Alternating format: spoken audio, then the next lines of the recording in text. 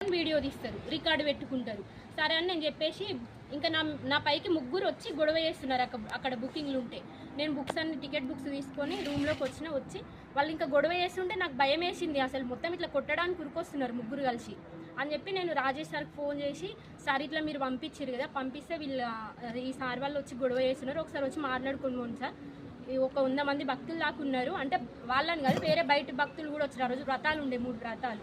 ఇక్కడ గొడవ అవుతుంది, రండి సార్ వచ్చి మాట్లాడుకొని ఉండి అంటే ఆ సార్ వచ్చిండు. రాగానే ఇంకా వాళ్ళిద్దరికి గొడవ అయింది. గొడవ అయిన తర్వాత నేను ఇక్కడ నిలబడితే శ్రీశైలం శ్రీకాంత్ పోషేడి సారు నన్ను ఇంకా తిట్టడం మొదలుపెట్టిరు.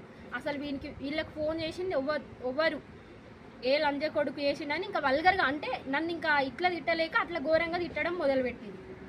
సరే అని నేను సైలెంట్గా ఊరుకుంటే ఈ శ్రీశైలం సార్ ఉండి మొత్తం ఫోన్ వీడియో పెట్టి నా మీద కురుకొస్తున్నాడు. మొత్తం నీ వృత్తి ఏంది, నీ జీతం ఏంది, నీ కథ ఏంది, అసలు నువ్వు చేసే పని ఏంది, నువ్వు ఈయనకు ఫోన్ చేయడం అవసరమా అని చెప్పేసి నన్ను నా మీద కొట్టడానికి ఉరికొచ్చింది సార్. ఉరికి రాగానే నేను ఇంకా అయ్యగారిని తీసుకొని మేడం దగ్గరికి వెళ్ళిపోయిన, గట్టుమైసమ్మ దగ్గర ఉంటే జరిగింది అది సార్. ఆ రోజే చెప్పారు, మీరు ముక్కోటి ఎట్లా చేస్తామో చూస్తాము, మీ సంగతి చూస్తాము, ఆ ముసల్లాన్ మాట మీరు వింటారు, మేము చెప్పింది వినవు, అసలు ఏమున్నా ఆ ముసల్లానికి సపోర్ట్ చేస్తాము అని చెప్పి శ్రీకాంత్ సారు, శ్రీశైలం సార్, పోషేడి సార్ వీళ్ళు ముగ్గురు హెచ్చరించడం.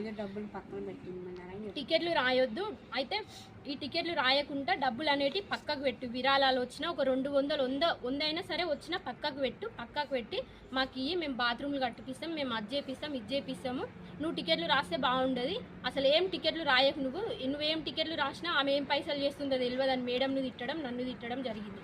నువ్వు టికెట్లు రాస్తే మాత్రం ఇంకా నన్ను ఇంకా వేరే బెదిరింపులకు తిట్టడం జరుగుతుంది సార్. నేను ఏం చెయ్యాలనుకున్న భయంతో చేస్తుంది ఇక్కడ. అసలు టికెట్లు కూడా ధైర్యంగా కూర్చొని భక్తులకు ఇయ్యలేకపోతున్నా. మాకు ఎందుకు ఇస్తలేవు, నువ్వు గుడి అకౌంట్లో ఎందుకు వేస్తున్నావు, అసలు అకౌంట్లో ఇయ్యకు, మాకు ఇయ్య అని చెప్పేసి నా మీద ఫోర్స్ సార్. రోజు వీరారెడ్డి